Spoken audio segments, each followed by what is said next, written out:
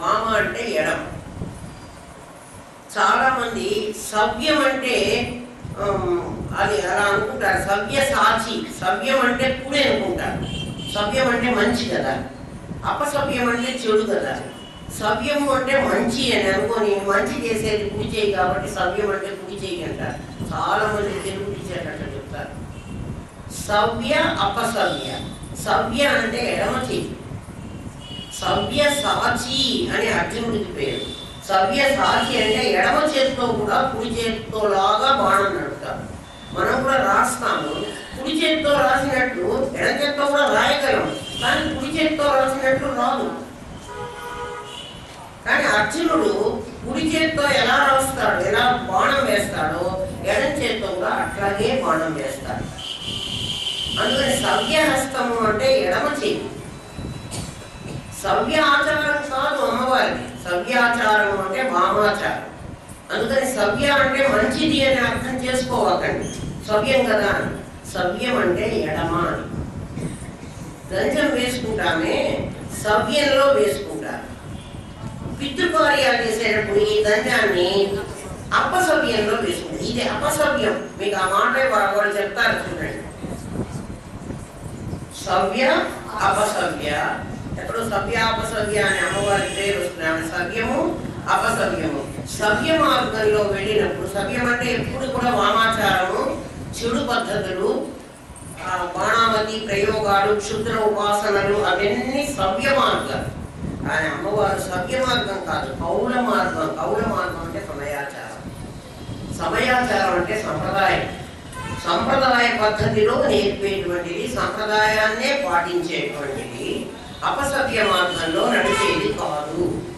ఎప్పుడైనా అమ్మవారు చెడ్డ మార్గంలో చెడ్డ పని మంది నాకేమిటో వీళ్ళ అమ్మవారు దేవుడు ఒంటి మీదకి వచ్చాడని కొంతమంది తయారవుతారట. మాకు అమ్మవారు ఒంటి మీదకి వచ్చింది, నాకు కోడి కోసి పెట్టండి, నాకు కుక్కలు కోసి పెట్టండి,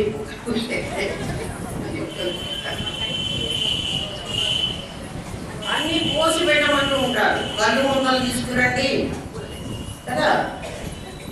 అమ్మవారు అలా చెప్పదు. ఆవిడ కళ్ళు గిళ్ళు తాగే మనిషి కాదు.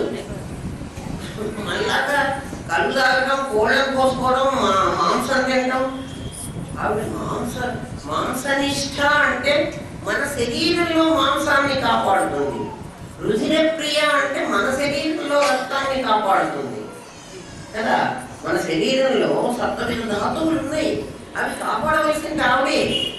ఎందుకంటే దీనికి అధిపతి ఆమెనే. అపసవ్య మార్గంలో వెళ్ళే వాళ్ళు టీవీలో అప్పుడప్పుడు చూపిస్తూ ఉంటారు. మీరు చూస్తున్నారో లేదో నాకు తెలియదు. ఇలాగే చెబుతూ ఉంటారు. కోడిని తీసుకొచ్చి కోసేది, అక్కడంతా మేకల్ని కోసేది, బలుడు ఇవ్వమనేది. అమ్మవారు అట్లా బలి అడగదు. ఎందుకంటే వాళ్ళు కూడా తన పిల్లలే. నీ కొడుకును నువ్వు అలా కొయ్యగలవా, చంపగలవా? బకరీని కోస్తున్నావు, తప్పు కదా. దాని వాళ్ళమ్మది ఏడవదు. ఆ జ్ఞానం లేదు మనుషులు. అమ్మవారు సమయాచార తత్పర. ఎప్పుడు కూడా ఆమె తప్పుదారిలో అలా నడిపించదు. అమ్మవారు ఏదైనా అట్లా కోరింది, నాకు దున్నపోతును బలిమ్మంది, క్షుద్రోపాసకులన్నీ అంతే. అలా అడిగింది అంటే అసలు అమ్మవారు అట్లా అడగదు. ఆవిడ అలా చేశారు వెళ్ళి ఆ చెడ్డ మార్గంలో ఉండేటట్టుగా ఆమె పేరు చెప్పుకుని వీళ్ళు వ్యవహారం చేస్తున్నారు. కౌల మార్గ తత్పర సేవిత. కౌల మార్గంలోనే ఆమె సేవించబడుతుంది. కౌల మార్గం అంటే సాంప్రదాయం, సంప్రదాయం అంటే మెథడాలజీ. ఒక మెథడాలజీని ఫాలో అయితేనే ఆమె దొరుకుతుంది. ఇందా నుంచి మనం చెప్పుకున్నది మెథడ్. ఏం మెథడ్ అంటే ఆమె ఎక్కడో లేదు, గుడికి వెళ్ళి ఆమెను పట్టుకోకలేదు, మన లోపలుంది, మనని హెచ్చరిస్తోంది, మనకు స్మృతి రూపంగా ఉంది. యాదేవి సర్వభూతేషు స్మృతి రూపేణ సంస్థిత. అసలు మన ఇంట్లో యాదేవి సర్వభూతేషు మాతృరూపేణ సంస్థిత. అమ్మలాగా ఉంది. మనకి మన లోపల ఉన్నటువంటి ఆ పరమేశ్వరుని కనుక్కోలేకపోతే ముందు మన అమ్మ చెప్పిన మాట వింటే సరిపోతుంది. అమ్మ రూపంగా ఉంది ఆవిడే. అమ్మ వేరుగా ఉంది ద్వైతం, అమ్మ నీలోనే ఉంది అద్వైతం. నీలో ఉన్న అమ్మని కనుక్కోవడం చాలా ఉంటే బయట అమ్మ చెప్పిన మాట మీరు. నీలో ఉన్న అమ్మని కనుక్కోగలిగితే మా అమ్మ ఒక్కటేనా అండి? కాదమ్మ, అందరి అమ్మ కూడా. ఎవరమ్మ వాళ్ళకి. ఎవరమ్మ వాళ్ళకంటే మా ఆయన అమ్మ నాకు కాదా? మా ఆయన అమ్మ కూడా మా అమ్మే. ఎందుకంటే అత్తమ్మ అంటున్నారు కదా, ఆమె కూడా అమ్మ పేరు పెట్టారు కదా, మామకు కూడా అయ్యా పేరు పెట్టారు కదా, మామయ్య అంటున్నారు. అయ్యా అంటే ఏంటి? నాన్న అని. అత్తమ్మ అంటున్నారు, అమ్మనే. మళ్ళీ ఆమె వేరే అండి అంటే కాదు. ఆమె నీ భర్తకు అమ్మ, నీకు అత్తమ్మ అంటే అది కూడా అమ్మే. మాతృరూపేణ సంస్థిత. అమ్మలాగా మీ ఇంట్లో ఉంది. మీ ఇంట్లో కాదు, ఆమె ఇంట్లో ఉంది. మీ ఇంట్లో ఉందనుకోవా. ఆమె ఎవరు అంటే కౌలమార్గ తత్పర సేవిత కుమార గణనాథ అంబ. మరి వెంటనే ఇచ్చాడు చూడు, నువ్వు ఎక్కడ పొరపాటు పడతావు అని. కుమార గణనాథ. ఇక తెలియని వాడు ఏమర్థం చెప్తారో చెప్పనా? కుమారుడు అంటే కుమారస్వామి, సుబ్రహ్మణ్యేశ్వర స్వామి. గణనాథుడు అంటే గణపతి. వీళ్ళిద్దరికీ అంబ అమ్మ. అసలు ఏమన్నా అర్థం ఉందా? కుమారస్వామికి గణపతికి ఆవిడ అమ్మ అని నువ్వు చెప్పాలా? హైగ్రీవుడు చెప్పాలా అగస్త్యుడికి మాట? ఆయన తెలీదు. కుమార గణనాథ అంబ. అంబ అంటే అమ్మ. ఎవరికి అమ్మ అంటే కుమారుడైనటువంటి గణపతికి. కుమారుడు అంటే బాల్యంలో ఉన్నవాడు, పశుప్రాయంగా ఉన్నవాడు, ఏమీ తెలియని వాడు జీవుడు. వాడు కుమారుడు. వాడు గణనాథుడు.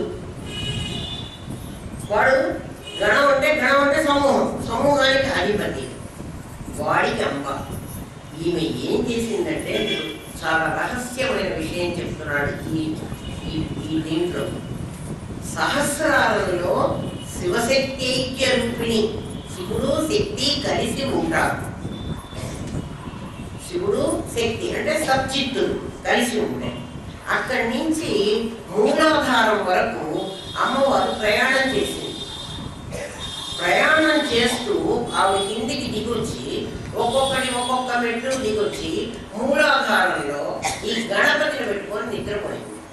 పిల్లవాడు తల్లి దగ్గర పెట్టుకొని నిద్రపోతాడు. గణపతిని పెట్టుకొని నిద్రపోయింది. ఇప్పుడు ఈమె పైకి వెళ్ళాలి. ఇది తిరోధానం, అమ్మవారి తిరోధానం. అవి మెల్లమెల్లగా కిందికి దిగొచ్చింది. సో అది ఆజ్ఞాచక్రంలో అవి ఉండాలి. కిందికి దిగొచ్చింది. ఇప్పుడు పిల్లవాడిని చేయబట్టుకుని అనుగ్రహం చేయాలి కదా. పంచకృత్యపరాయణ. పంచకృత్యపరాయణ అంటే 5 పనులు చేసుకోండి. ఏమేమిటి 5? సృష్టి, స్థితి, లయ. సృష్టికర్త్రి బ్రహ్మరూప, గోత్రి గోవింద రూపిణి, సంహారిణి రుద్రరూప. 3 పనులు చేస్తుంది. కాదు, తిరోధానకరీశ్వరి. తిరోధానమైందా? తిరోధానమై ఏం చేస్తుందంటే సహస్రాలలో పరమాత్మను వదిలిపెట్టి ఆమె కిందికి దిగొచ్చి పిల్లవాడిని పెట్టుకొని నిద్రపోయింది. ఈ పిల్లవాడు ఎవరు అంటే గణపతి. వాడి స్థానం మూలాధారం. మూలాధార క్షేత్ర స్థితం అని వాతాపి గణపతి పాటలో చెప్తారు చూడండి. మూలాధార క్షేత్ర స్థితం. వాడిని పెట్టుకు పడుకుని ఇప్పుడు వాడిని వెంట పెట్టుకొని తీసుకెళ్ళాలి. ఒరే, నువ్వు కుమారుడివి, గణనాథుడివి, అక్కడ మహాకామేశ్వరుడు ఉన్నాడు, నేను నిన్ను తయారు చేశాను, నిన్ను కిందికి దించుకొచ్చాను, ఇప్పుడు పైకి తీసుకెళ్తారా అని చేయబట్టి అమ్మ తీసుకెళ్తుంది. ఎక్కడి దాకా అంటే ఆజ్ఞాచక్రం దాకా. ఇది ఆవిడ హెడ్ క్వార్టర్.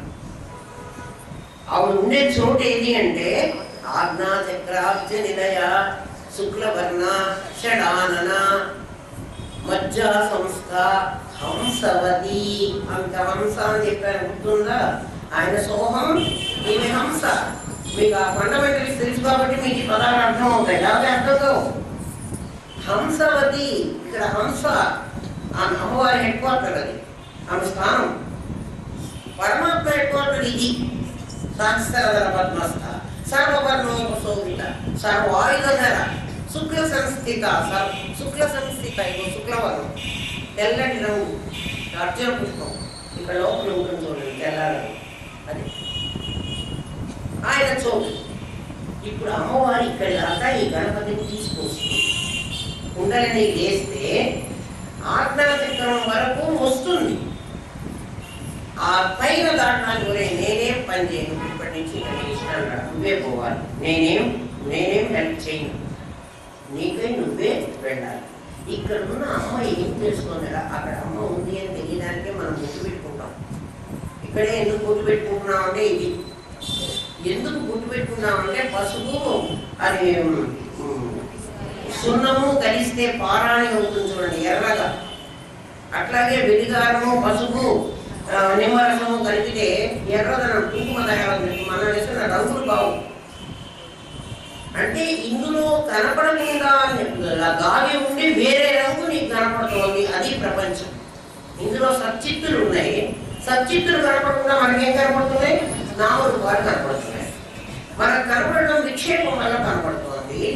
ఇక్కడ ఉండి అమ్మవారు ఏం చేస్తూ ఉంటుందంటే, గణపతి నిన్ను ఇక్కడి దాకా నేను చేయబడుతూ తీసుకొస్తాను ఆయన, ఇక్కడి నుంచి నువ్వు మహాగణేశుడు కావాలంటే విఘ్నయంత్ర ప్రదర్శిత, విఘ్నయంత్రాన్ని నువ్వు భేదించుకోవాలరా. నువ్వు భేదించుకుంటే నేను హెల్ప్ చేస్తాను. అమ్మ ఏం చేస్తుందంటే, నాయన 10th క్లాస్ పరీక్ష నువ్వే రాయాలరా, నేను నీకు తెల్లవారుజాము నిద్ర చెప్తాను, నేను ట్యూషన్ పెట్టిస్తాను, నీకు కావాల్సిన డబ్బులన్నీ ఖర్చు పెడతాను అని పరీక్ష రాయాల్సింది నువ్వే, నేను పరీక్ష రాయాలి. నువ్వు పడే రాయాలిగా మనం రాస్తామా? ఈ అమ్మవారు కూడా అట్లాగే చెబుతుంది. అయితే ఇవి ఏం చేస్తుందంటే, అక్కడేమో సదాశివుడికి, ఇక్కడేమో గణపతికి, మధ్యలో శివదూతి మెసెంజర్ ఇక్కడ కూర్చుంటుంది. ఇక్కడ కూర్చొని ఏం చేస్తుందో చెప్పనా? ఓంకారం బిందు సంయుక్తం నిత్యం ధ్యాయంతి యోగినః, యోగులైన వాళ్ళు ఆ ఓంకారాన్ని బిందు సంయుక్తంగా ఇక్కడ ధ్యానం చేస్తారు. సుబ్బురు భృతి, సుబ్బురు శోభన, సురనాయిక అని వస్తుంది ఇంకో పేరు. మీరు దాన్ని కోఆర్డినేట్ చేసుకోండి. ఆ భృతిలో ఓంకారం బిందు సంయుక్తం, ఇక్కడ బిందువుతో కూడినటువంటి ఓంకారాన్ని ఈ ఆజ్ఞాచక్రంలో ధ్యానం చేస్తే నిత్యం ధ్యాయంతి యోగినః, ఏమొస్తుందంటే కామదం మోక్షదం చేయవాలి. వాళ్ళకి కోరికలు తీరుతున్నాయి, మోక్షము వస్తుంది. అంటే మోక్షాన్ని ఇచ్చేటువంటి శివుడు పైన ఉన్నాడు, కోరికలు కలిగించేటువంటి దేహము కింద ఉంది. అందుకే హా సా అక్కడ ఉండే అక్షరాల పేరు. హా అనేటువంటిదేమో అకారం హ్రీంకారం ప్రాపంచిక విషయ వాసనలకి, శ్రీ మోక్షానికి, మోక్షం ఇస్తుంది. అది ఎలా చెప్తున్నారంటే, మనకి గడప మీద పెట్టిన దీపము, గడప మీద ఒక దీపం పెడతారు. ఆ దీపం ఏం చేస్తుంది అంటే, ఆ గదిలోకి వెలుతురిస్తుంది, బయటికి వెలుతురిస్తుంది. ఇంట్లో పెట్టిన దీపం ఇంట్లో వరకే వెలుతురిస్తుంది, బయట కాంతి. బయట పెట్టిన దీపం బయటికే వెలుతురిస్తుంది, ఇంట్లో చీకటి పెడుతుంది. కానీ గడప మీద పెట్టిన దీపం అది ఇస్తుంది, ఇది ఇస్తుంది. అమ్మ గడప మీద కూర్చుంది. గడప మీద కూర్చొని ఏం చేస్తోంది? గణపతికి బోధ చేసి ఒరే నువ్వు మహాగణేశుడు కావాలి అని చెప్తుంది. అక్కడ శివుడికి ఏం చెప్తుంది? పిల్లవాడు వాడికి ఏం తెలియదు పాపం, వాడు అన్యాయంగా మాయ ముంచి దేవుడి మాయలో వాడిని ముంచేశారు. చూడండి, ఎప్పుడైనా నాన్న కొట్టాలి అని పిల్లవాడిని అనుకుంటే అస్సలు అమ్మ కొట్టనియదు. ఏదో ఒకటి చేసి తన కోపొచ్చి తనేమన్నా అనొచ్చు, కానీ వాడు మాత్రం అనకూడదు. శివుడు ఏమన్నా అంటే చంపేస్తుంది. పిల్లల వైపే మాట్లాడుతుంది. ఎట్లా కూడా వాడికి నేను నచ్చ చెప్పి నీ దగ్గరికి పంపిస్తాను, నువ్వేం భయపడవాలి అని వాడికి నిత్య నిరంతరం చెప్తూనే ఉంటుంది. ఈ గణపతి వెతవ తెలుసుకుని చావడం ఏం చేద్దామని చెప్తుంది. ఎన్నిసార్లు చెప్పిందంటే ఆమె, చిన్నప్పుడు మనం అక్షరాభ్యాసం చేసుకుంటున్నాం కదా, మనకు చిన్నప్పుడే గురు రూపంగా ఆమె ఏమని చెప్పిందంటే, ఒరే నాయన నమ శివాయ, ఓం నమ శివాయ, ఓం నమ శివాయ అని చెప్పింది. ఈ గణపతి ఏమనుకుంటాడంటే వీడు నమశివాయ అంటే శివుడికి నమస్కారం పెట్టమంటోంది అనుకుంటాడు. ఆమె అట్లా చెప్పలే, నేను 5 భూతాలుగా వచ్చాను కదా కిందికి. నా అంటే నభము, మా అంటే మరుత్తు, నభం అంటే ఆకాశం, మరుత్తు అంటే వాయువు, సి అంటే సిఖి అగ్ని, వా అంటే వారి నీరు కదా, యా అంటే యజ్ఞము పృథ్వీ. 5 భూతాలుగా పృథ్వీ, ఆపస్సు, తేజస్సు, వాయువు, ఆకాశం అనే 5 భూతాలుగా విభజించబడింది ఆ భూమి మీద. నువ్వు వాణ్ణి తెలుసుకో, దీని ద్వారా వాణ్ణి తెలుసుకో అని నమశివాయ చెప్తే, నమశివాయ అంటే శివుడు అంటాడు. శివుడు కాదు, పంచభూతాలు శివుడే, శివుడే పంచభూతాలు అయినాడు. పంచభూతాల ద్వారా నువ్వు శివుణ్ణి గ్రహించు అని ఆమె చెప్తుంటే వీడు అట్లా అర్థం చేసుకోడు. ఎందుకని? వీడు గణపతి కదా, బొజ్జ గణపతి. అందుకే బొజ్జ ఎందుకు చూపించారో చెప్పనా, వాడు మన పృథ్వీతత్వం. తినడం తప్ప వాడికి ఇంకేం తెలియదు. తర్వాత సురనాయిక అని ఎక్కడో వస్తుంది, నీకు అక్కడ చెప్తాను వాడి సంగతి. మనమే వాడంటే ఎవరో అనుకోలేదు, వాడెవరో లేదు, మన కాదు. మేము ఆడపిల్ల సంగతి, మేమెందుకు గణపతి అంటే ఆడపిల్లలు మగపిల్లలు శరీరం ఎవడికి వస్తే వాడు గణపతి. ఎవడు గణాన్ని పెట్టుకొని కూర్చున్నాడో వాడు గణపతి.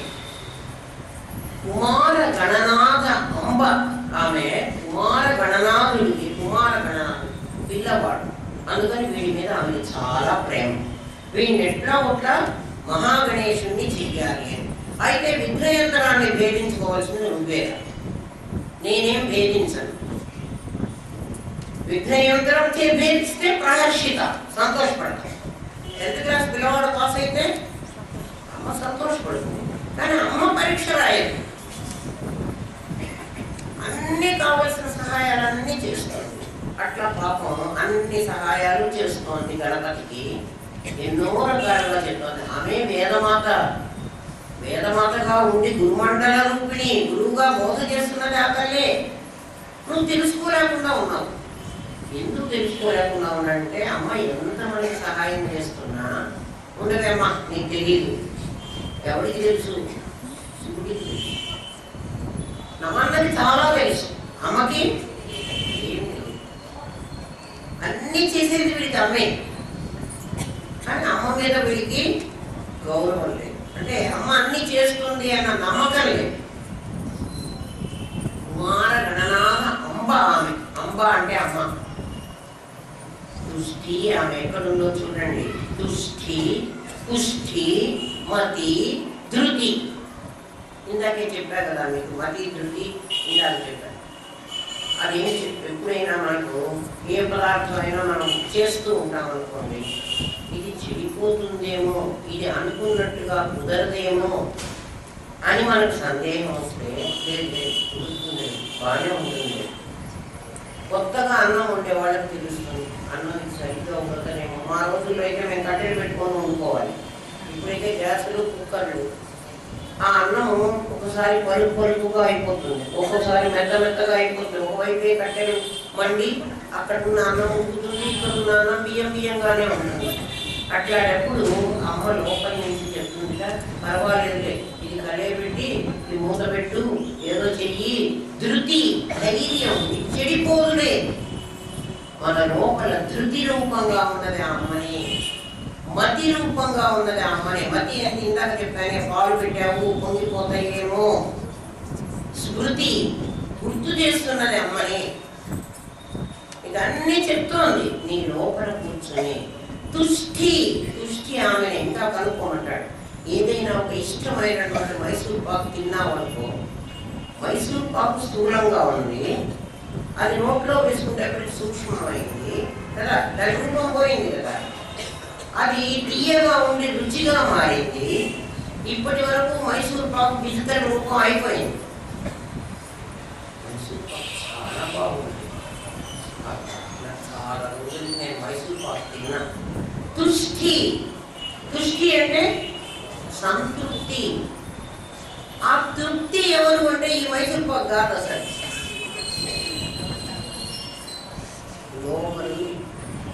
ఈ మైసూర్ పాకే అయితే ఇది మనం తిన్నది రేపో ఎల్లుండో బయటకు వెళ్ళిపోతుంది. దాని స్థూల రూపం పోతుంది, దాని సూక్ష్మ రూపం ఎనర్జీగా నీకు చేరింది, గ్లూకోజ్గా కన్వర్ట్ అయింది. మనకు తెలుసు ఆ సంగతి, అది మారిపోయింది. తుష్టి దాని తాలూకు సాటిస్ఫాక్షన్. తుష్టి అంటే ఆ సాటిస్ఫాక్షన్ నీకు ఎప్పటికీ ఉంటున్నది. ఎప్పుడు ఉంటున్నది? ఎప్పుడో ఇంకొకసారి పెళ్లిలో ఎవరో ఒక మైసూర్ పాకు పెడితే దానిలాగా గమని కంటే బాగుంది అంటే అది ఎప్పుడో తిన్నావు, అది ఎప్పుడో పోయినప్పుడు పోయింది కదా. దాని తాలూకు వ్యవహారం ఇప్పుడు నీకు గుర్తు చేస్తున్నది ఎవరు? నువ్వు సాటిస్ఫై అయినావు, దాని అది తిని నీవు సంతృప్తి చెందావు. ఆ తృప్తి స్థానం ఎవరు? పరమాత్మ స్థానం, అనుభవం. ఏదైనా నువ్వు అనుభవించావంటే, నువ్వు అనుభవించావు అంటే అనుభవం పరమాత్మ స్థానమే, తృప్తి స్థానం అంటారు. ఆ సాటిస్ఫాక్షన్ ఈ పదార్థం అయిపోతుంది, కానీ నీ సంతృప్తి మాత్రం శాశ్వతంగా ఉంటున్నది. నువ్వు అనుకుంటున్నావు అది నిమిత్తానందం అనుకుంటున్నావు. నిమిత్తానందం అంటే ఒక వస్తువు వల్ల నాకు ఆనందం కలిగింది. శబ్దం, స్పర్శ, రూపం, రసం, గంధం అనేటువంటివి వస్తువుల మీద ఆరోపించుకుని మనం దాని వల్ల నాకు ఆనందం కలిగింది అని మనమే సాటిస్ఫై అవుతున్నాం. అది కాదు. నిజంగా ఆనందం ఎందుకు కలిగిందో మీకు సత్యం చెప్తా చూడండి. మన మనస్సు ఒక విషయం మీదికి బయటికి వెళ్ళింది. ఆ వస్తువు దొరికేదాకా బయటే తిరుగుతుంది. అది దొరికిన తర్వాత అది మళ్ళీ లోపలికి వస్తుంది. సంధ్య అని చెప్పామే, ఒక కోరిక కలిగినప్పుడు బయటికి వెళ్ళి మళ్ళీ అది పరమాత్మలోకి వచ్చి మళ్ళీ ఇంకో దాని మీదకి వెళుతుంది. అంటే టైం ఒకటే పట్టుకుంటుంది, అది 2-3 పట్టుకోలేదు. అలా బయటికి వచ్చి లోపలికి వెళ్ళినప్పుడు ఆ క్షణంలో నీకు సంతృప్తి కలుగుతోంది. మీకు ఇంకా అర్థమయ్యేది చెప్తాను. ఒకసారి ఒక పేరెంటానికి వెళ్ళారు మీరు. అక్కడ ఒక ఆవిడ మెడలో ఒక నెక్లెస్ పెట్టుకుంది, చాలా బాగుంది. చూసాం మనం, చాలా బాగుంది అనుకున్నాం. అనుకోకుండా ఆవిడ మనకి ఇంకా కాస్త క్లోజ్ ఏమో, నేనే కాకుండా ఇంకా అక్కడ ఉన్న వాళ్ళందరూ కూడా ఆవిడ నెక్లెస్ చాలా బాగుంది అని అనుకుంటున్నారు. అంటే అందరినీ ఆకర్షిస్తోందండి, అందరూ బాగుంది అనుకున్నారు. ఆవిడ నాకు కొంచెం తెలిసిన ఆవిడ కాబట్టి, ఏమండి ఎక్కడ కొన్నారు, ఎక్కడ చేయించారు, ఎంత బంగారం పట్టింది, ఏదో అలాంటివే కదా అడుగుతాం. అడిగాము, ఇంటికి వచ్చేసాను. కానీ ఆవిడ నెక్లెస్ చాలా బాగుంది. అది నాకు అక్కర్లేదు, బట్ నాకేం కావాలంటే నాకు అటువంటి నెక్లెస్ కావాలి. మనందరికీ అనుభవంలోనే ఉంటుంది, ఆమె పెట్టుకున్నది అలాంటిది నాకు కావాలి. ఇప్పుడు చేయించుకోకపోయినా తర్వాత ఎప్పుడో నేను నగలు చేయించుకున్నప్పుడైనా ఆ నెక్లెసే నేను చేయించుకోవాలి నేను నిర్ణయం చేసుకున్నాను. ఇప్పుడు నాకు కొంచెం డబ్బులు వచ్చినాయి, నేను ఒక నెక్లెస్ కొనుక్కుందామని బజార్కి వెళ్ళాను. నాకు అటువంటిదే కావాలి.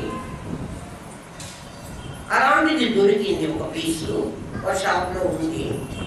ఇంకో కొంచెం నేను అనుకున్న డబ్బు కంటే కూడా ఎక్కువైంది, అయినా పర్వాలేదు అనుకున్నా. ఎందుకంటే నేను కావాలనుకున్నాను కదా. అది కొనుక్కున్నాను. నేను కొనుక్కుని ఇంటికి తీసుకొచ్చాను, చూసుకున్నాను, ఆ మెడలో పెట్టుకున్నాను. కాసేపు అర్థం కావచ్చు, ఇల్లు చూశాను. ఇప్పుడు ఇంకా నేనేం చేస్తాను చెప్పండి? తీసుకుపోయి లాకర్లో పెట్టాను. అవునా కదా? అది నాకు వచ్చిన తరువాత, అది నేను చూసిన రోజు నుంచి నా మనస్సు విషయాసక్తమైంది, బయటికి వెళ్ళింది. ఇవన్నీ మీకు చెప్పడం ఇట్లా చేసుకుంటే కాదు, మీ మనస్సు ఎలా బయటకు వస్తుందో మీరు గ్రహించడానికి ఇది ఈజీ మెథడ్ అని చెప్తున్నా. సంప్రదాయమే కదా ఆమె. మీ మనస్సు బయటకు వచ్చింది, మీకు తెలిసిన సంగతి. అది బయటనే ఉందని మాకెట్లా తెలుస్తుంది అంటే, నువ్వు ఏది కావాలన్నా అదే నీ మనస్సులో మెదులుతోంది. షాప్ వాడు చాలా చూపించాడు, నేను అనుకుంది ఇదిగా అంటే నీ మనసు దానికి సాటిస్ఫై అవడం లేదు. ఎప్పుడు సాటిస్ఫై అయింది? అదే దొరికినప్పుడు, అది నువ్వు కొనుక్కున్నప్పుడు. ఎక్కువ డబ్బన్నా పెట్టి కొనేసుకున్నాను. కొనుక్కున్న తర్వాత నాకు చాలా సంతృప్తి కలిగింది, సంతోషం. నేను అనుకుంటున్నా మనం నెక్లెస్ కొనుక్కోవడంలో నాకు తృప్తి దొరికింది అనుకున్నా. కాదు, నా మనస్సు బయటకు పోయింది. ఇప్పుడు మళ్ళీ అది దొరికిన తర్వాత దాన్ని తీసుకొని వచ్చి నా లోపలికి చేరింది. అర్థమైందా? నా లోపలికి వచ్చేసింది నా మనస్సు. నాది నా చోట్లో ఉంటే దానికి తృప్తి. స్వస్తి అనే అమ్మవారికి ఎక్కడో పేరు ఇక్కడే ఉంది. స్వస్తిమతి, తుష్టి, పుష్టి, మతి, ధృతి, 4 మీకు తెలుసు. శాంతి, స్వస్తిమతి. స్వస్తి అంటే సు అస్థి, సు అస్థి, స్వస్తి. సు అస్థి అంటే ఎక్కడ ఉండాలో అక్కడ ఉంది. అంతకుముందు ఎక్కడ ఉంది? బయటికి పోయి నెక్లెస్ మీద ఉంది. ఇప్పుడు ఏమైంది? మరి ఇప్పుడు నెక్లెస్ నేను కొనుక్కున్న తర్వాత తీసుకెళ్ళి లాకర్లో పెట్టాను కదా, నేను పెట్టుకోలేదు కదా. మరి నాకు ఎందుకరా అంత స్వస్తి జరిగింది? నాకు ఎందుకు సాటిస్ఫాక్షన్ ఉంది? లాకర్లో ఉన్న అది నాది. ఎప్పుడు కావాలంటే అప్పుడు నేను దాన్ని తెచ్చుకోగలను. అసలు తెచ్చుకోక్కర్లే, అది అక్కడే ఉంటుంది. కానీ నాకు చాలా సంతృప్తిగా ఉంది. ఏమి అంటే నేను ఏది కావాలనుకున్నానో అది నేను తెచ్చుకోగలిగాను. తెచ్చుకోగలిగాను అంటే అవైలబిలిటీ వచ్చింది నాకు. అంతే, అంతేనా కదా? ఇప్పుడేమన్నా అది పెట్టుకుంటున్నాను, అసలు పెట్టుకోక్కర్లేదు. అసలు మీకు నెక్లెస్ అర్థమవుతుంది అని చెప్పాను. కానీ ఏ వస్తువు కోసమైనా మన మనస్సు బయటకు పోతే ఆ వస్తువు మీద మనస్సు ఉన్నంతసేపు నీకు దుఃఖం కలుగుతుంది, నీకు సంతృప్తి ఉండదు. దుఃఖం కలుగుతుంది అని కూడా అనకూడదు. అది మళ్ళీ మనస్సుని ఆ వస్తువుని తీసుకుని వస్తుంది. అది వాసనగా నీ లోపల పెడుతుంది. తన చోట్లో తను